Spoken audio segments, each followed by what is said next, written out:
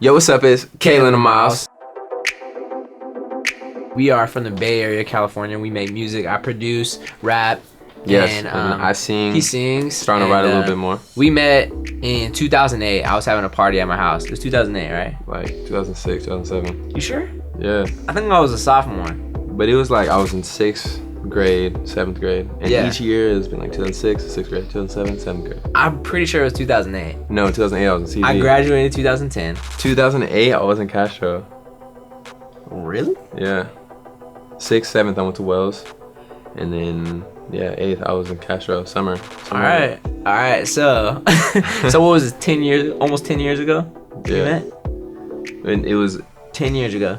8 years ago. 8 to 9 years ago. So it was a long time ago. I was having a party at my house. I lived in Dublin, California.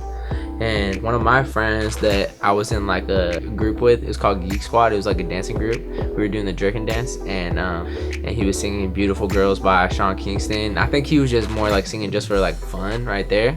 But yeah, that's how we initially met. And then at that time, both of us weren't really into music like that. Like I hadn't even been making beats or anything yet. I hadn't found that, and I was just kind of like, yeah, I was just hooping, just trying to follow the hoop dream for sure. yeah. And so it wasn't until like a couple years later we kind of both picked it up on our own individually. Like, so we had known each other since then. Like we would see each other at different functions and stuff.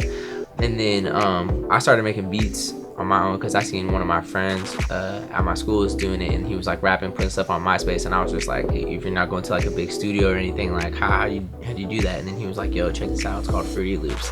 And I was like, hey, this is tight. And so I downloaded the demo version, and I was just like making beats in my room and like having heck of fun with that.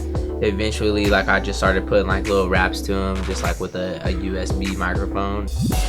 Yeah, I like had a lot of fun doing that, and started a little thing with this girl at first. So originally, like I used to rap with a girl, so it was like a duo. It was me and her. It's called Cake and Blake, and shout out to Cake. And she was rapping. We made a song called East Dublin. Nobody really liked it except like maybe me and KK and like a couple other people.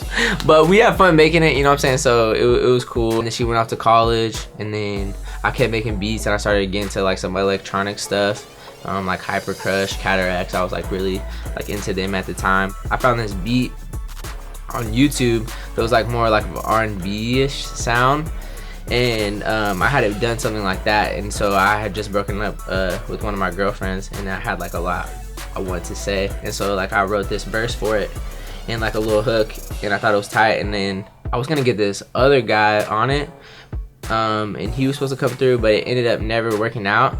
But Kalin came over because we crossed paths at a movie theater, because I was trying to hit him up, because in that time that I was like kind of like doing the thing on my own, I saw that he posted a cover on YouTube to Miguel Sure Thing. And so how did that happen? It was just like, you're just like, hey mom, can you record me real quick? I mean, that's how it went down. But how I got into music, so growing up, it was definitely like the hoop dream. And it wasn't until my sophomore year where I stopped kind of playing basketball, and I was super interested in music. I was just like, I need to get into the studio. Like, I want to make a song. Like, my mom was definitely my biggest supporter, and just like, hey, like you have a cool voice. But I was always shy to use it, so I think that was what was holding me back. And then we were actually on our way to go to a studio, and I was like, Mom, like just record me. I want to put a cover up. Like, just do it real quick. So it's just like a 1.5-minute cover. Put that on YouTube, shared it on Facebook, and then I think that's where you saw it. Yeah, I came across it there. So I was trying to like message him, and for whatever reason, like I don't know, he's just a cool guy, and like he gets a lot of inbox like messages on Facebook, so he never saw my message or whatever. And then we ended up crossing paths at the movies, just like hecka randomly. Like we were both in like the same room watching the same movie, Never Say Never, which was awesome. And I was like, yo, what's up? Like I got a little setup at my house. Like I see you doing music now too. Like you should come through and we should try to work on something. And then he came over, and then we were kind of like going through some different beats and stuff. And then I was just like, or we could finish this one that I started, the one that I put the verse on. And then so we wrote something for it that night and recorded it. And then we were like, ooh, yeah, this is tight. We finished the song. And then we went back to it the next day, and we were like, oh, nah, we didn't do that right. We got to do this again. And we recut it again. No. We did. No, bro. Was not the next day? No, the next day we shot the video.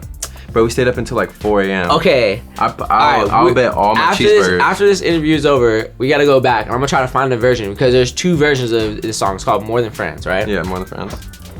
I promise you, we recut that. Nah, because bro. the first one sounded like kind of it sounded good. It was my first song. Like, yeah, like something wasn't right with some of the melodies. I think we were off. We were in a different key or something. Like that might have been like Kick It With Karate or. No. I'm telling you, watch. I'm gonna find the version. Yeah. And then yeah. So we did the song. Shot a video for it. Shout out to Jakey P, my little brother. He shot a video for us and like edited it and like freaking everything. And so we posted it on YouTube and just like would share it on Facebook with like all of our friends. And then all of our friends and family.